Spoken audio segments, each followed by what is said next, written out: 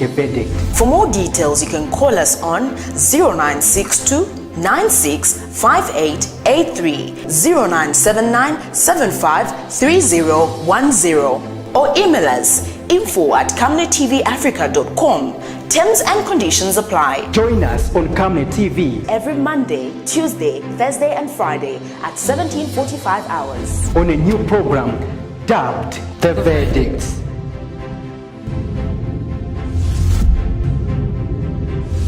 Remember that Camnet TV is not just another channel. Are you a qualified, impartial and professional journalist, news editor, video editor or newscaster?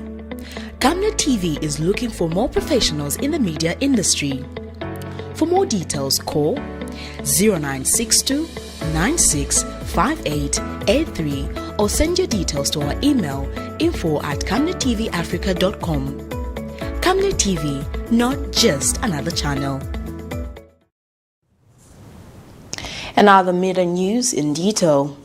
Some Lusaka residents have expressed divergent views on the COVID-19 vaccines that government intends to procure for the vaccination in the country. The residents have told Camnet News that it is worrisome to note that the vaccines developed by Madagascar, an African country, were rejected while those developed in European countries have been approved for the use on the African continent.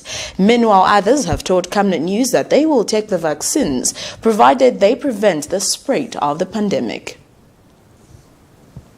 On 25th March 2021, Minister of Health Dr. Jonas Chanda announced that the country will participate in the free COVAX facility procured by UNICEF in Zambia under the World Health Organizations. According to Dr. Chanda, the said vaccine choices made for the country were done in close consultation with both global and local partners and are safe for the Zambian population. The announcement seems exciting considering the effect that the pandemic has had on the world and how bad it has affected the Zambian economy. Camnet News, however, took time to speak to some Lusaka residents on what their views are concerning the COVID-19 vaccines that will be administered in the country on a voluntary basis. Avere manje winango mlamu wanga anafa kuna COVID-19.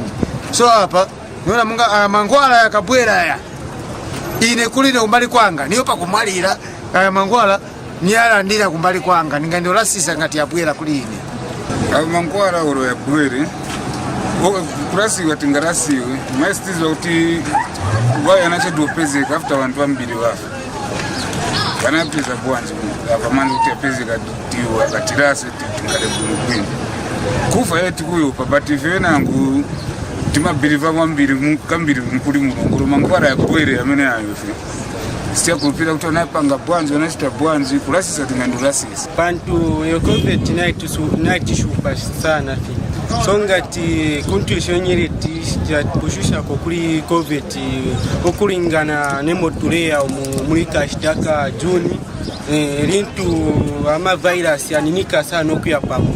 Others have also expressed interest and have told this reporter that they will take the vaccine provided it is able to prevent them from contracting the pandemic. I don't see the whole essence of the Western people not accepting a vaccine that was created by Africans. Why is it important for us Africans to buy from the Western people and not them buying from Africans? It's supposed to be a trade thing because this pandemic has fallen everybody, them and us. So it's supposed to be us working hand in hand to find a cure and not them trying to benefit from Africans by selling us the vaccines. And personally, I'm not going to try to take the vaccine because I'll need sufficient proof to see that I'm not going to have any side effects. And the reason why I wouldn't like this vaccine to be jabbed on me is like I have not seen it tested on any African person, so I don't know what effects it causes on the African breed because we live in different climates with those people in America or the UK. So what responds to them best does not respond to us better. I think if Africans would establish a vaccine that is meant for their body type and blood type and the type of climate they live under, that would be better. I would accept a vaccine made for Africans by Africans. I think on my own part, I cannot get vaccinated only when I'm forced. Because, later, like last year when COVID started, there was a vaccine that came from Madagascar. I think they had a vaccine that those that brought the same vaccine refused. So why did they refuse that? Because Madagascar, I feel it's part of Africa, so it knows the type of blood that we have. COVID-19 is here and is here to stay. While many people have lost their loved one from the pandemic, preventing the further loss of life will require that one gets vaccinated from contracting the virus. And this can only be done through vaccinations. While others believe the difference in the geographical sequencing may be a contributing factor on how the vaccines may work, the truth remains that COVID-19 is here and here to stay. Prudence Tota, reporting for Camnet TV News. In other news, the decision by the Zambian government to enact the cybersecurity bill has received mixed reactions from a cross-section of society. Last week, President Edgar Lungu assented into law the Cybersecurity and Cybercrime Bill of 2021. According to the government, this is purely to protect citizens from abuse by people who feel they can do or say whatever they want using the veil of cyberspace. But stakeholders feel the bill, which was hurriedly implemented, was politically motivated with a view of silencing government critics and impeding on media freedom.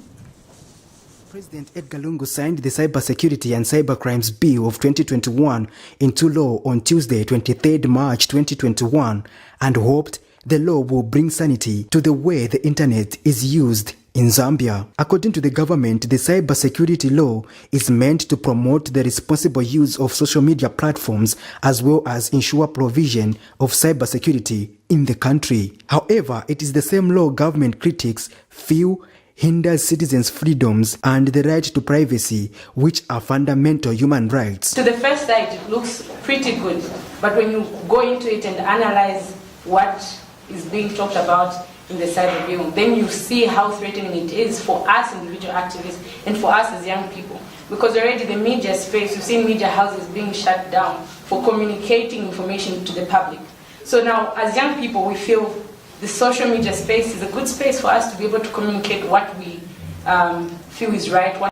Amid the shrinking civic space, some people opted to use the online space to hold virtual protests, but they think it will no longer be possible as activists feel they may be targeted for merely expressing themselves on governance issues. I spoke to some journalism students at some higher learning institutions to get their perspective on this subject. I feel there's need for more awareness because it's just been assented and then people are wondering what is it all about? What does it do? Is it going to take away our rights that we're going to be using? I feel it's infringing the rights of journalists because this will definitely have to do with journalists disclosing their sources whenever these officers come to them and require the information to them.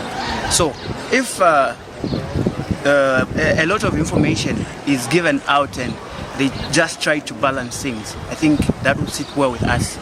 And I'm living in fear if this profession of mine will really help somebody out there. I feel people really need to be sensitized on how the bill is, what the law is all about and what it implies. Does it mean it's infringing their rights as citizens? Because a lot are actually scared and some are actually saying it's a political move. So all these questions must be answered. The media and everybody else that can actually help to explain what the bill is all about. The people that are given authority to come and who can raid any office just to get information, it means they are now eroding the rudiments of journalism and so on and so forth. So we feel the laws that are there should be fair and they should not infringe or they should not actually affect the journalism profession. Others feel the law will help address bad vices such as cyberbullying. We can spark something in people to realize that okay, maybe what we're doing is wrong. Maybe someone commits cyberbullying without knowing that it has these effects on someone. So it's in good faith because they're trying to protect people's feelings, because we might run away from it, but it's a fact that people have feelings and those feelings get hurt. So like it is in good faith because it's trying to protect people's feelings. Yeah. The take home is that awareness on the provisions of the law will be cardinal. However, much as others feel it is a bad law, it is still law, hence the need to exhibit caution and responsibility when utilizing the online space. Take time to familiarize yourselves with the content of this law, and you need to know in matters of law, ignorance is not a defense, as some things you post online may be used against you. Patrick Soko, Camnet News. The Foundation for Democratic Process FODEP says the Zambia police needs serious reforms ahead of the August 12th general elections. FODEP Executive Director George Chimembe is doubtful if changes recently made in Zambia police will yield any positive results. Mr. Chimembe feels the current police leadership under the Home Affairs Minister Stephen Kampyongo and the Inspector General of Police Kakuma Kanganja will do much to create a fair political yield ahead of the polls. He says President Edgar Lungu has the duty to hire and fire, but it seems he is content with the current leadership in the Zambia police. Previously we've been calling upon the president that reforming the Zambia police actually is in his ambit. He's the one who fundamentally can bring about transformation in the Zambia police, because he's the commander-in-chief of the armed forces. He has the privilege of hiring and firing, but I think it seems to us that he's comfortable going into the election, having the honorable minister there because of what he's doing, and also he's comfortable having the IG there. This combination, which the MMD president calls a lethal combination, because of what they're capable of doing. I don't think these are the correct people that can bring sanity to the Zambia police and even to bring transformation and the reforms that the president talks about. It's far from it. We doubt whether anything can change.